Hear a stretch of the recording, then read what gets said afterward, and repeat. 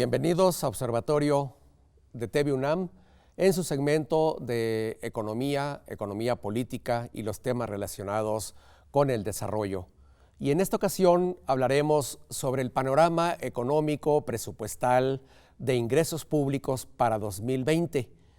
Y contamos con la presencia de Clemente Ruiz Durán. Bienvenido, Clemente. Gracias. Profesor de la Facultad de Economía y analista durante mucho tiempo en estos temas.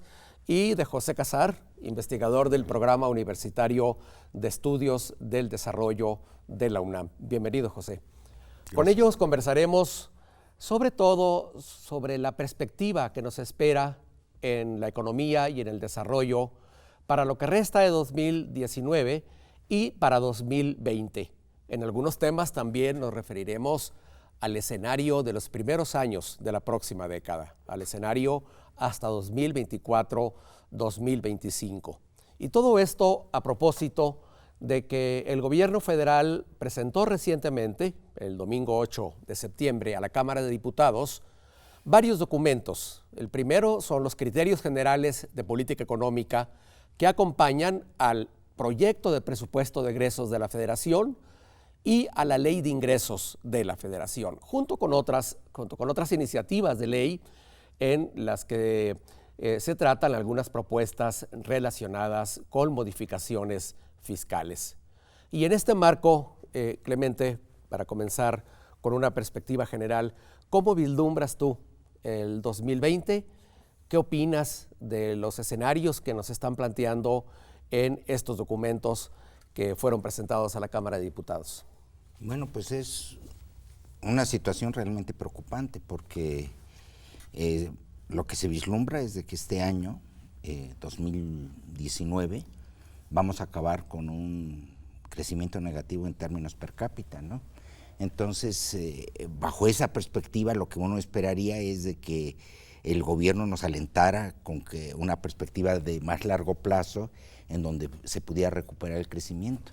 Pero lo que vemos en lo que se nos presenta para el presupuesto 2020 y después en la perspectiva hasta 2025 es que no aparece por ninguna parte una cuestión de una recuperación sustentada en el presupuesto público, sino que más bien es una cuestión de un estancamiento productivo, ¿no? Incluyendo 2020. Incluyendo 2020, y entonces lo que tenemos es que yo creo que debíamos acostumbrarnos siempre a hablar en términos por habitante, ¿no? Uh-huh. Y entonces quitar los efectos que tiene, ¿no? La cuestión del crecimiento por habitante para que entonces viéramos realmente dónde tenemos, y entonces es un piso que se nos va haciendo para abajo, ¿no? Uh-huh. En lugar de ser un piso que fuéramos subiendo y con ello ir acomodando el crecimiento de la población, uh-huh, porque tienen a bien poner una perspectiva demográfica dentro del presupuesto, ¿no? Y el presupuesto, bueno, pues sigue creciendo la población, ¿no? Y es una población que, entre otras cosas, se va haciendo más vieja, ¿no? De acuerdo a lo que ellos mismos propusieron acá, ¿no? Entonces, es realmente muy preocupante para el país el que no hemos encontrado la fórmula para que el presupuesto público sirva realmente para alentar una visión de reestructuración de la economía, ¿no?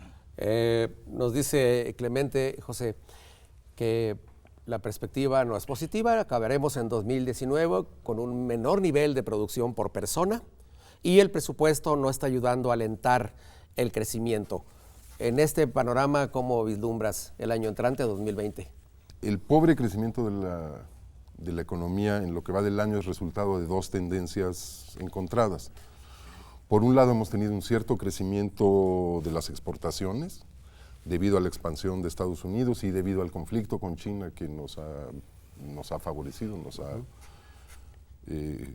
nos ha permitido exportar más de lo que de otra manera haríamos. Y por otro lado, por una ligera expansión del consumo privado, porque el empleo formal, aunque muy poquito, todavía ha seguido creciendo, y los salarios reales, después del ajuste del salario mínimo, lo que hemos visto de los salarios contractuales, han venido creciendo en términos reales.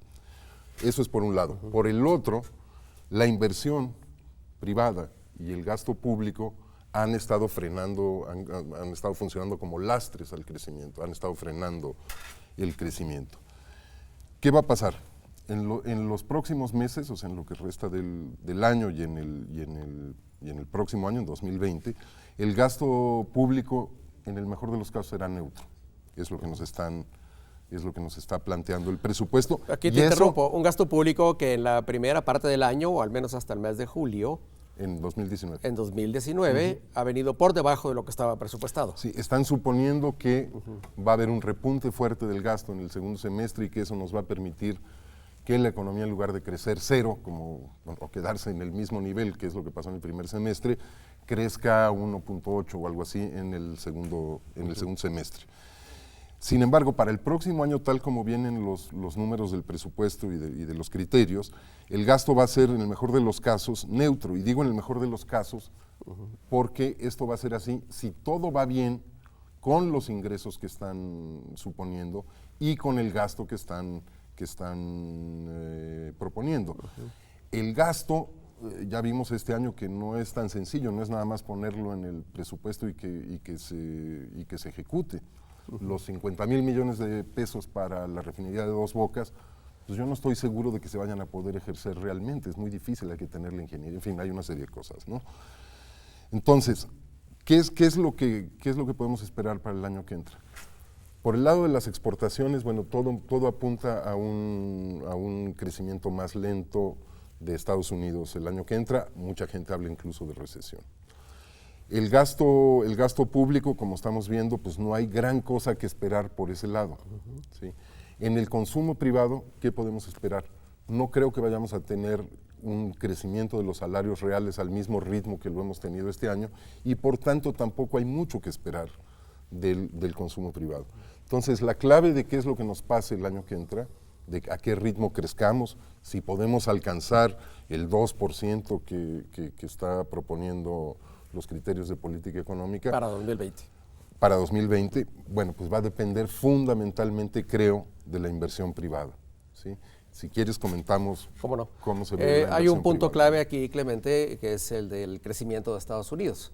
El planteamiento que está haciendo el gobierno federal a la Cámara de Diputados supone que la economía de Estados Unidos crezca 1.8% en 2020. Y hay otros factores externos que van a condicionar el desempeño de la economía mexicana. ¿Cómo los observas tú? Bueno, el panorama internacional no es nada favorable, ¿no? Estamos ante un cuestionamiento de todas las instituciones multilaterales por parte del gobierno de Estados Unidos, ¿no? Que lo que ha estado manejando es un enfrentamiento con China, ¿no? Una y otra vez con aranceles que pone, que no pone, esta cuestión, y en Europa una cuestión similar, ¿no? Entonces, el mejor de los casos es de que la economía americana pudiera sostener el crecimiento que ha observado y con esto pues le diera un aliento a las exportaciones mexicanas para seguir creciendo, ¿no? Ahora, la cuestión es, hay que acordarnos que estamos en un año electoral en Estados Unidos, ¿no? Y entonces va a haber, va a utilizar el presidente Trump precisamente toda su visión proteccionista al máximo, ¿no? Entonces lo que podemos estar esperando pues son conflictos a lo largo del año, ¿no? Que van y que vienen, ¿no? Y que han llevado pues a la admisión de una política de migración mexicana realmente vergonzosa, ¿no? En términos de que pues no podemos estar, ya Naciones Unidas a través de la señora Bachelet nos dijo de que es inaceptable la política migratoria mexicana, ¿no? Eso lo dijo ayer, ¿no? Entonces, en esta perspectiva, ¿qué es lo que vemos, no? Es un escenario muy complicado internacionalmente, ¿no? Y después, están confiados, porque ahora, esta mañana lo dijo el secretario de Hacienda, de que se pueda firmar el nuevo Tratado de Libre Comercio con Estados Unidos pronto. Yo más bien creo que no va a ser cierto eso. Yo creo que se va a ir hasta el 2020, ¿no? Hasta después de las elecciones, ¿no?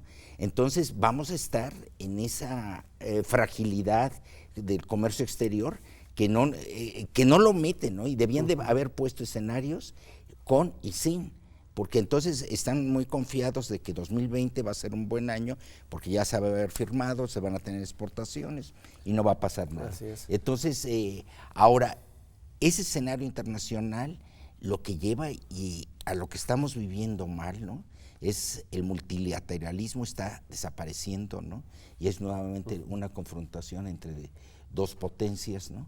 Tenemos que pensar que el gobierno, espero que esté pensando en un desarrollo multilateral diferente para una gobernanza global diferente, en donde los países en desarrollo, entre otros México, pudiéramos tener una voz en ese reordenamiento, ¿no? Entonces, creo que hay, es decir, el presupuesto es muy optimista en algunos supuestos, ¿no?, y muy restrictivo, porque nuevamente nos lleva a una visión de la trampa de las materias primas, ¿no? Dedica gran parte de los recursos a lo del petróleo, ¿no? Entonces, es una trampa de las materias primas que parece ser que es la maldición de México, ¿no?, durante los últimos 50 años, ¿no? Ha dicho el profesor Clemente Ruiz Durán, es un presupuesto. Al secretario de Hacienda, Arturo Herrera, le gusta decir eso, es un presupuesto, pero esos son los supuestos en los que se basa el programa y en particular el presupuesto real, el ejercicio fiscal de un año en México. Después de la pausa vamos a continuar hablando sobre estos temas e inmediatamente al regresar le voy a pedir a José Casar que nos desarrolle más esta idea de por qué cree que el presupuesto de 2020 es neutral, que no va a estimular mucho la economía. Regresamos.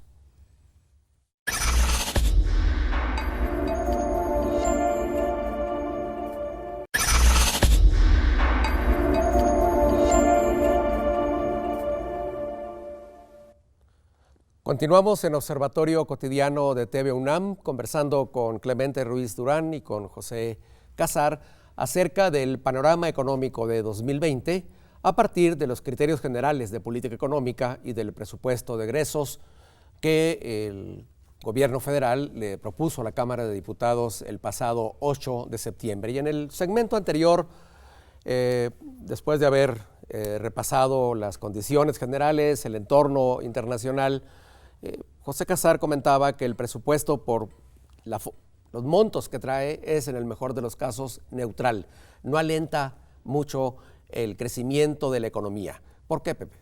Bueno, digo que es una política fiscal básicamente neutra en términos de crecimiento, sí y solo si todo sale de acuerdo a lo programado. ¿Por qué es neutral? Porque en principio va a haber un superávit primario marginalmente menor al del año pasado. Esto es, el superávit primario bajaría de 1% del PIB a 0.7%, o sea, habría un impulso en el margen muy pequeño, y esto como resultado de que los ingresos presupuestarios a precios constantes, digamos, se mantienen en el mismo nivel del año pasado, y el gasto aumenta en 0.9%. Entonces, realmente el impulso que podemos esperar por el lado del gasto fiscal, incluso si sale todo bien, si salen bien estos supuestos de lo que va a pasar con los ingresos y con el gasto, el impulso va a ser muy bajo. Y por eso digo que, digamos, el tema central de cómo nos va a ir el año que entra tiene que ver con la inversión privada, ¿sí? Porque ya vimos los otros componentes de la demanda, ya mencionó las difíciles perspectivas, Clemente, del sector externo, comenté yo lo de los salarios reales y el crecimiento del consumo.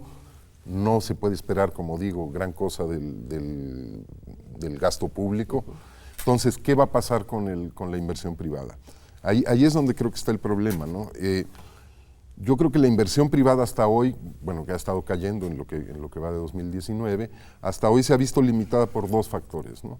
Una perspectiva de poco crecimiento de la demanda, o sea, los empresarios para invertir tienen que esperar poder vender la producción que se va a generar con esas nuevas fábricas o esas inversiones que hagan, y creo que ha estado también influida por un alto grado de incertidumbre, tanto con respecto al tema del tratado, de la continuación del Tratado de Libre Comercio, y también frente a la incertidumbre que para muchos empresarios representan algunas decisiones del Ejecutivo, ¿no?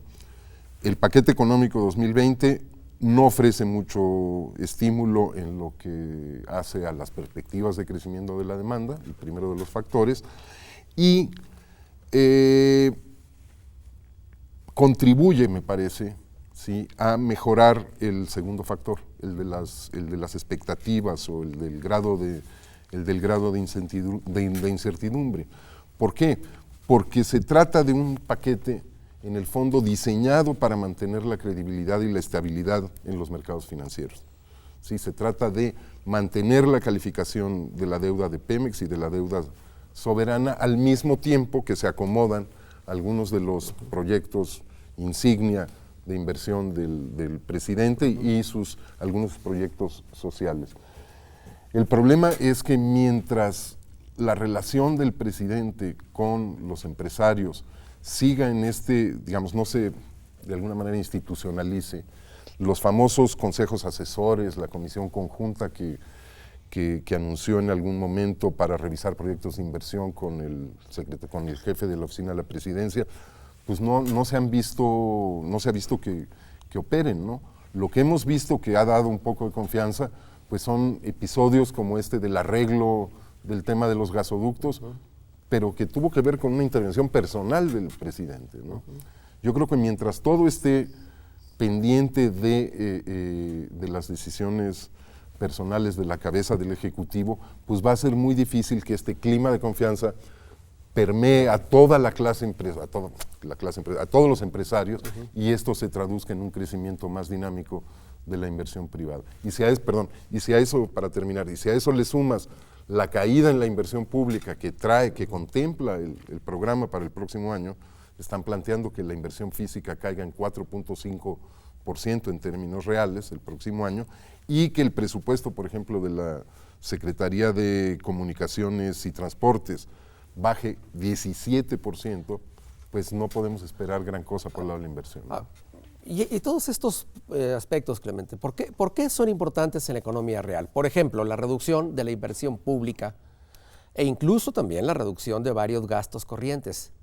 No solamente impactan el ritmo de crecimiento de la economía, impactan el empleo, impactan otros factores de los que dependen, entre otras consecuencias, el bienestar.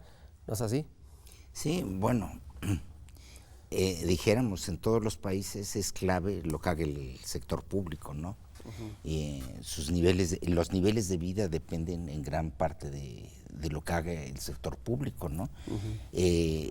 Sobre todo, bueno, lo que vemos es que un presupuesto que no esté dispuesto a un diálogo para estimular ciertas actividades, por lo que nos deja es ante un futuro sumamente incierto, ¿no?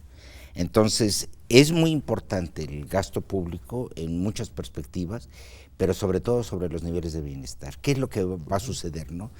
Si nosotros revisamos los diferentes rubros del presupuesto, lo que vemos es de que en sectores claves, ¿no?, entre otros, uno de las insignias de este gobierno, que es la Secretaría del Trabajo, que había dado la perspectiva de que se iba a hacer empleo para los jóvenes que no tenían ninguna perspectiva, pues lo reducen. Entonces, lo que dice uno, bueno, pues a ver, explícame un poquito más detenidamente qué se está entendiendo por bienestar, ¿no? Y entonces, ¿cómo lo vas a aplicar, no? Porque ¿qué es lo que sucede? Si nosotros vemos la reestructura que se ha hecho del sector público, no quedan claras muchas cifras, ¿no?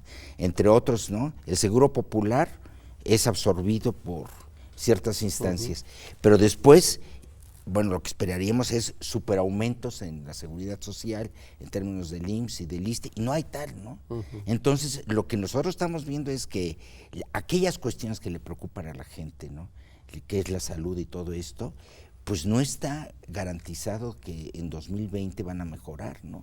Y te pregunto a ti mismo, Clemente, ¿había alguna opción? Es decir, en estas condiciones de restricción, en este espíritu de mantener la confianza de los mercados y las calificaciones, ¿había alguna oportunidad para que el presupuesto de 2020 fuera menos restrictivo, pudiera aumentar más la inversión, por ejemplo? Yo creo que sí. ¿Por qué vías? Había muchas opciones, ¿no? Mira, si uno analiza el marco macroeconómico, ¿no?, sobre el cual construyeron esto, ¿cuáles son las prioridades que le dieron al marco macroeconómico, ¿no?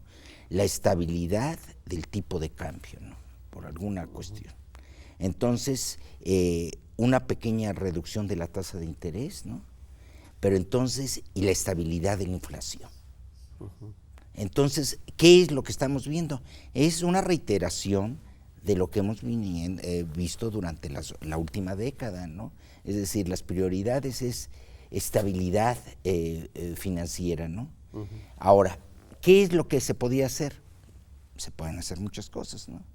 Entonces, lo que yo pienso es de que siempre hay la puerta donde se puede entrar con un pequeño aumento de impuestos que diera un razonable incremento en ciertas variables claves, ¿no?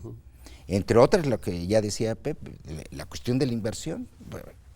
Lo que tenemos, lo que hemos visto, ¿no?, en todos los países, la inversión pública es la que sienta las bases, ¿no?, para el desarrollo de cierto perfil de que el gobierno quisiera poner en marcha. Entonces, esta mañana el secretario de Hacienda señalaba, dice, no, es que lo que tuvimos nosotros es una dilación en poner en marcha el gasto presupuestal, ¿no?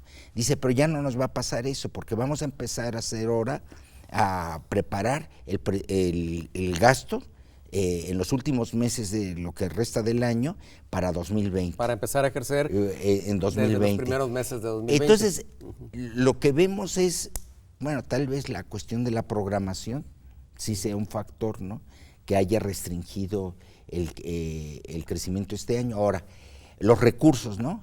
No hay recursos, ¿no? Es decir, se van a echar a andar. Ahora, ¿cuál fórmula podría ser ahí? La fórmula es tener esquemas de subcontratación del gasto o de concesiones, ¿no?, a la iniciativa privada. ¿Dónde puede ser, no? ¿Cuáles son las claves que podríamos ver, no? Ahí la clave podría ser Banobras, ¿no?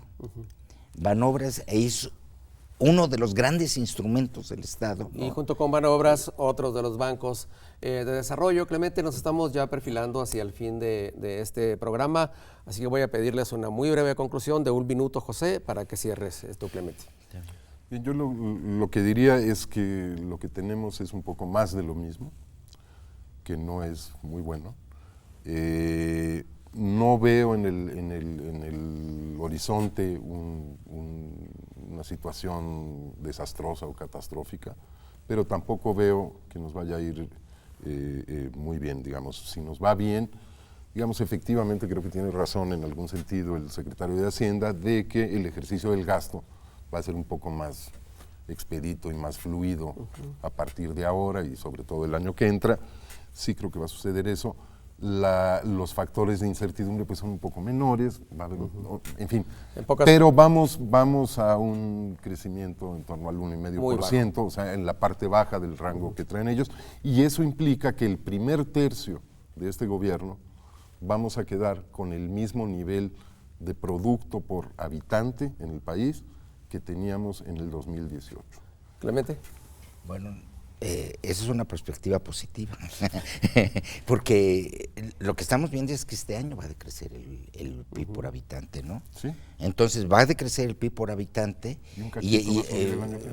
pero ni se compensa, ¿no? Entonces, lo que tenemos es el bienestar, ¿no? El bienestar de la gente es el que se ve afectado con un presupuesto restrictivo, ¿no? Y entonces, ¿quiénes son los que más les afecta esto, no? Pues les afecta a todas las gentes de bajos ingresos, ¿no? Porque no se compensa, con el aumento del salario mínimo, no se compensa el que no pueden tener acceso a la salud, no pueden tener acceso a ciertos bienes, ¿no? Entonces, lo que nosotros tenemos la expectativa es de que pueda recapacitar el sector público en términos de un rediseño. Queríamos un rediseño del país, lo seguimos esperando, ¿no? Pues, con esta frase vamos cerrando este programa. Estamos en un cambio, en una transformación muy profunda del país, pero el presupuesto de 2020 no parece estarse transformando mucho, no parece estar obedeciendo a una reestructuración de las finanzas públicas. Va a crecer, pero muy poco, y el panorama económico para los próximos años pinta en el mejor de los casos de una prolongación del largo cuasi estancamiento que hemos tenido en los últimos años.